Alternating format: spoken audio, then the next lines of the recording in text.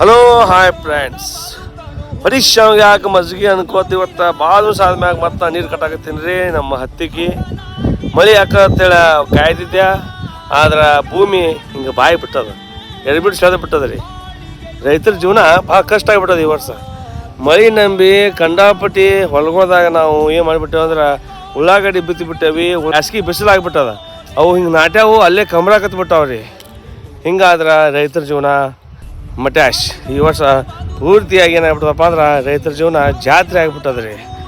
ಅದಕ್ಕೆ ಸರ್ಕಾರಗಳು ಏನು ಮಾಡ್ಬೇಕಪ್ಪ ಅಂದ್ರೆ ಈ ಬೆಳೆ ಪರಿಹಾರವನ್ನು ರೈತರಿಗೆ ನೀವು ಹಾಕಿದ್ದೇ ಆದ್ರೆ ಏನಾಗ್ತದಪ್ಪ ಅಂದ್ರೆ ರೈತರು ಈ ವರ್ಷ ಬದುಕ್ತಾರ, ಇಲ್ಲಪ್ಪ ಅಂದ್ರೆ ರೈತರು ಈ ವರ್ಷ ಜೀವನ ಕಳ್ಕೊಳಕ್ಕೆ ಭಾಳಷ್ಟು ಮುಂದೆ ಹಾಕ್ತಾರೆ. ಅದಕ್ಕೆ ದಯಮಾಡಿ ರೈತರ ಒಂದು ಕೂಗಿಗೆ ಒಂದು ಕೊಟ್ಟು ಅವರಿಗೆ ಸೂಕ್ತವಾದಂತಹ ಬೆಳೆ ಪರಿಹಾರವನ್ನು ನೀವು ಕೊಡಬೇಕಾಗಿ ನಾ ಕೇಳ್ಕೊತೀನಿ ರೀ. ಬೋರ ಭಯಂಕರ ಮೊದಲೇ ಒಣಗಿ ಹೋಗ್ಬಿಟ್ಟವು.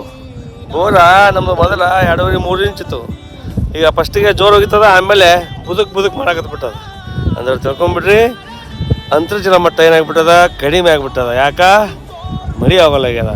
ಮಳಿನೇ ಎಲ್ಲದಕ್ಕೂ ಮೂಲ ಕಾರಣ. ಧನ್ಯವಾದಗಳು. ಲೈಟ್ ಹೋದ್ರಿ, ಆಕಳಿಗೆ ಮೇವು ಹಾಕತ್ತೇನೆ. ಜೈ ಜವಾನ್ ಜೈ ಕಿಸಾನ್.